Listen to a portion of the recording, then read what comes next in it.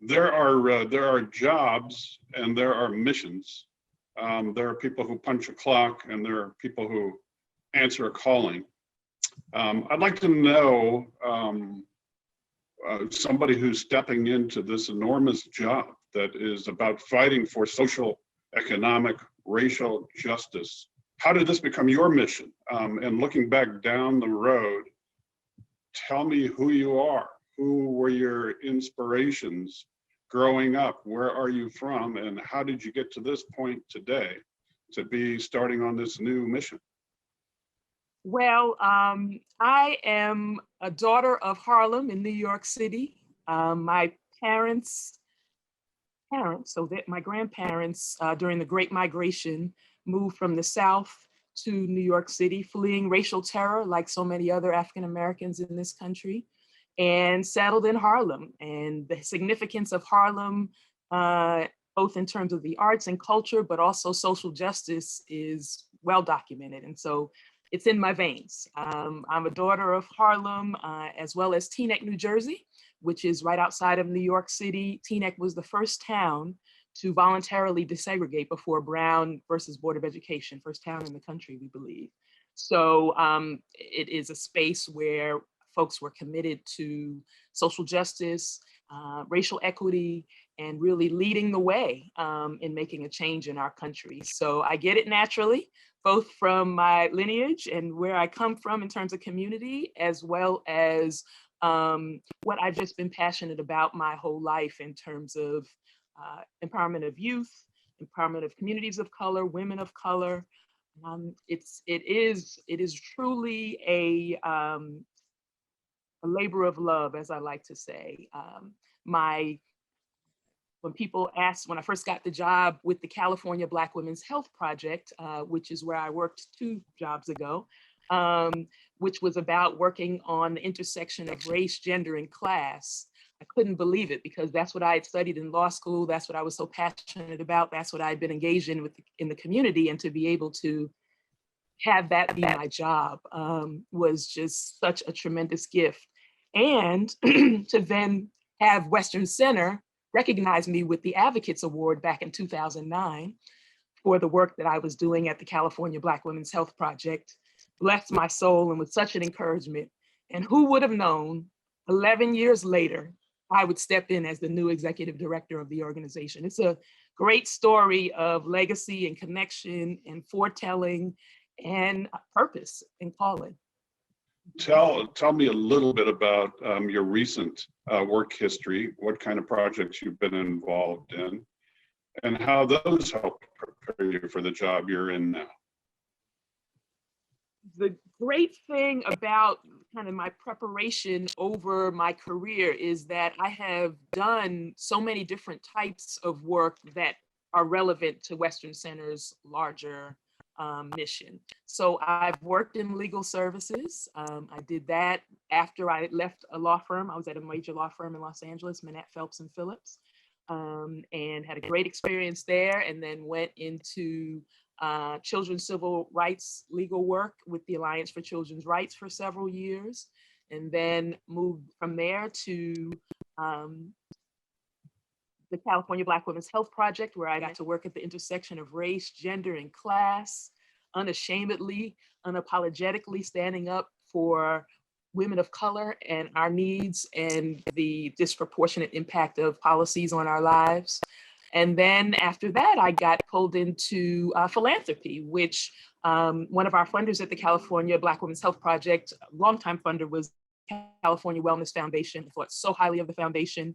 And when a position opened up, they did a search and I got a position. So I moved into philanthropy, where I was able to learn more about moving money into causes. You know, there's that Gil Scott-Heron song that says the revolution will not be televised. Some people have said the revolution will not be funded. But I think the revolution can be partially funded. And so how can we, those folks in philanthropy, move money to work and causes that are really going to advance the liberation of people who have been historically oppressed?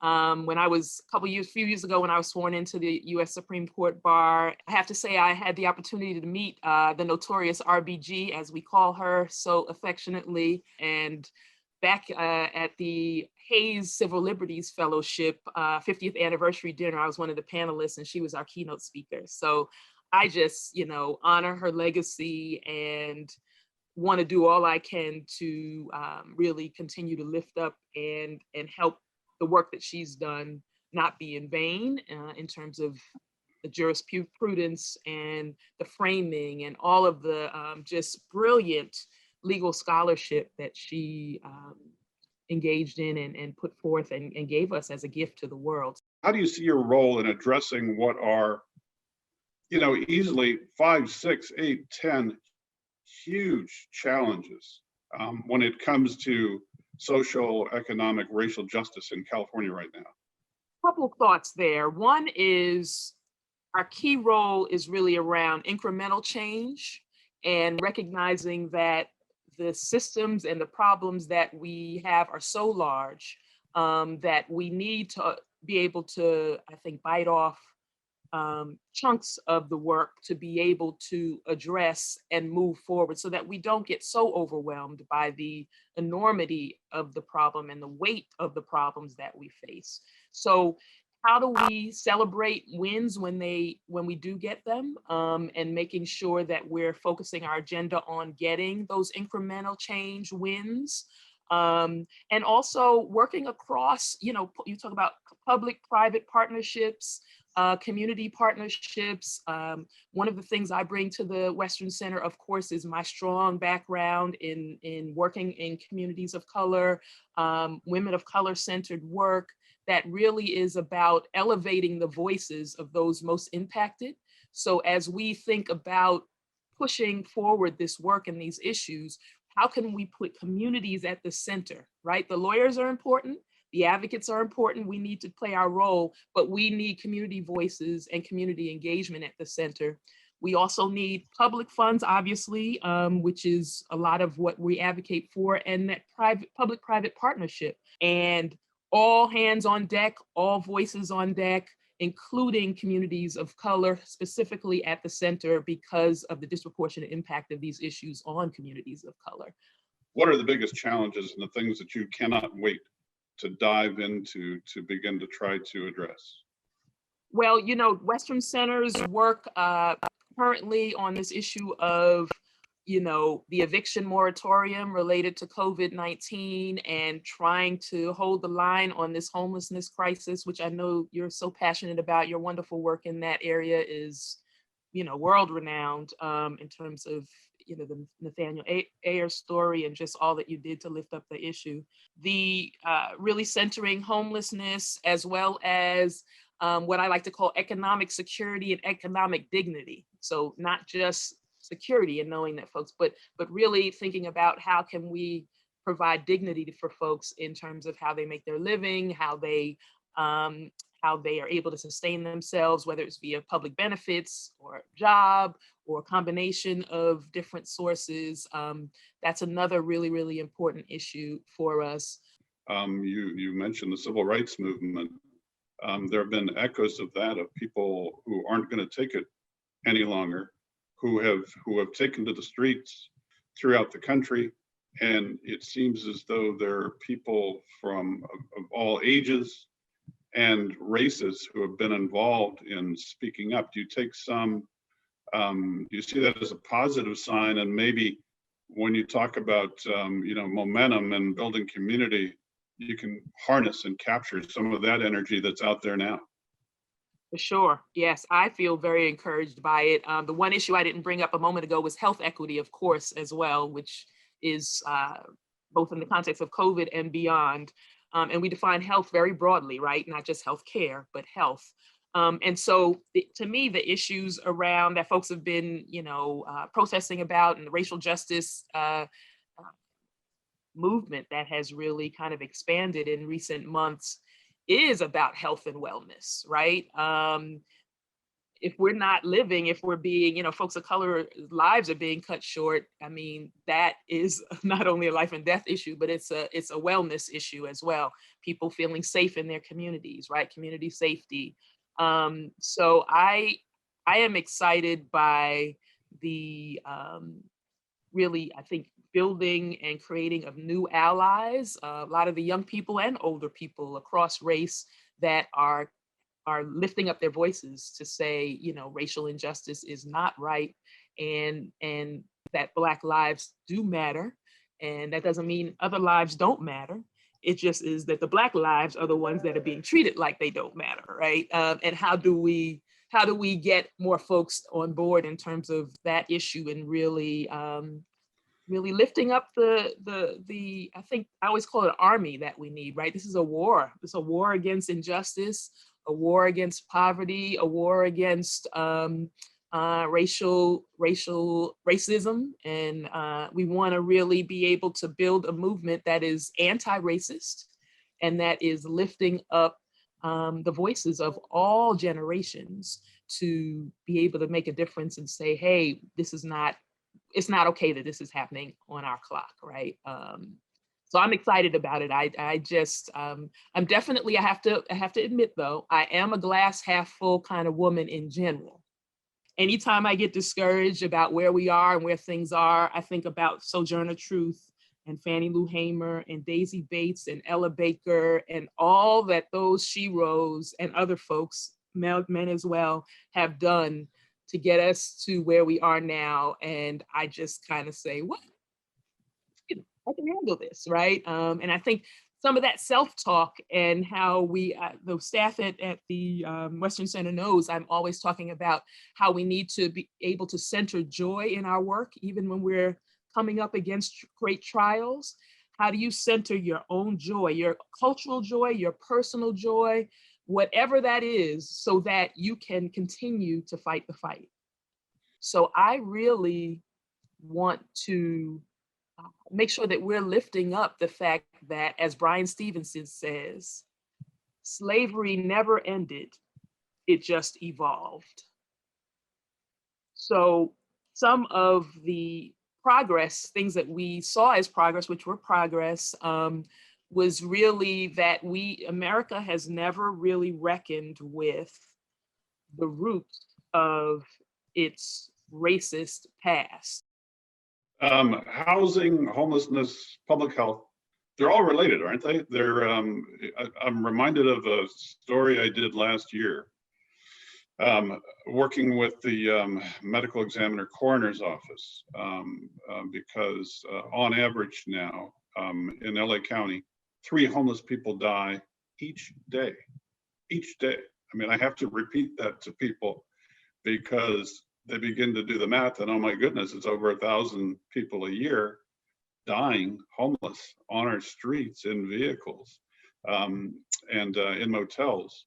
Those are the numbers. And when we look at who those people are, I went out with the coroner's office to retrieve the body of a gentleman who was found in, well, kind of south of UCLA. And when I looked into his background, it was a history of mental health. He had not been treated, it had not been addressed. He had been on the streets for many, many years. He's one of many people who kind of fit that profile of, we just didn't get to him. And we find that more people are on the streets because of the housing crisis and because of the economy. We can anticipate that there may be even more, given what COVID has done to the economy and given what COVID is doing to government revenues. We're already seeing cuts across the board at cities, county, state levels. But these things do come together, homelessness, housing, and public health.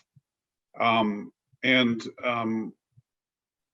wondering what your thoughts are on where you can make the biggest difference in your new job. Trying to get involved in finding the solutions so that we've got some relief for people who are losing their homes. We've got a better system in place for getting healthcare to everybody, and we can begin to reverse these numbers on homelessness, which in recent years have only grown. Those are all enormous challenges, and they make it harder because of these factors I've just mentioned. But where do you want to jump in on all of those pressing issues? One important frame is, of course, what we call in public health, the social determinants of health, right? That our health is our wealth and our wealth impacts our health.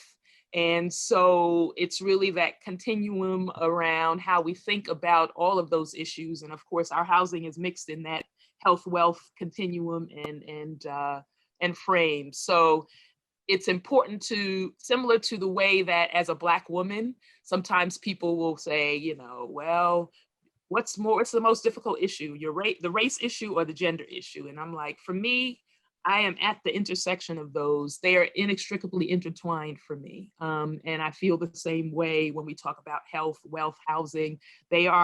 All those issues are inextricably intertwined, and we have to continue to advance all of them.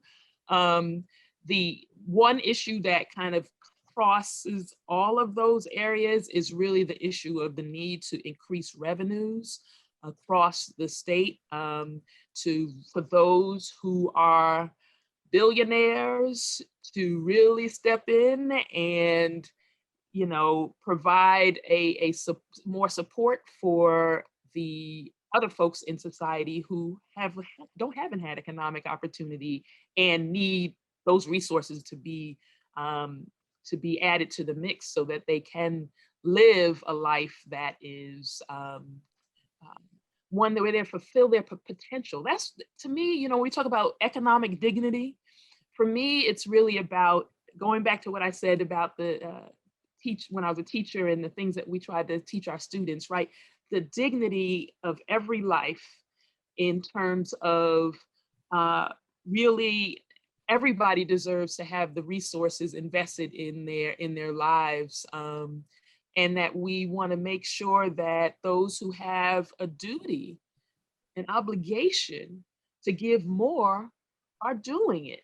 It's not okay for the poor, folks impacted by poverty, as I like to say, as opposed to poor, but folks impacted by poverty to bear the brunt of and the weight of the societal injustices that we see. You know, that the revolution can be partially funded, going back to that, if revenues are increased and we're able to get folks who are wealthy to chip in more so that we can level the playing field and give folks the opportunity that they so deserve in this society and in California.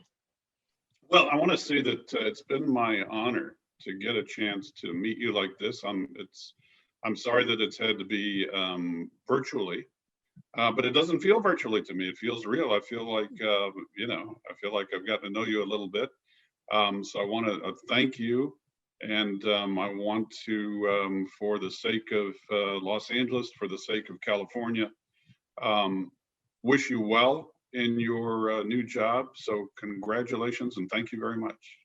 Thank you so much, Steve. I so appreciate you taking the time to talk with me and for your support for our work. And just want to close by saying, you know, we need to make a systemic economic and racial justice shift in this state and in this country. And Western Center, as we do strategic planning and think about how our work will be evolving as we move forward, we're committed to being in leadership on those issues and at the center of those solutions, using all the tools in our toolkit, litigation, administrative advocacy, as well as policy advocacy. I just want to close with one quote from Martin Luther King that I read the other day that says, we need leaders not in love with money, but in love with justice, not in love with publicity, but in love with humanity. And that is how we're approaching our work and framing the future of the Western Center. We're leading with love, we're leading with justice, we're leading with humanity and dignity for those we serve. And it's just an honor to be at the helm of the organization in this new season of its work.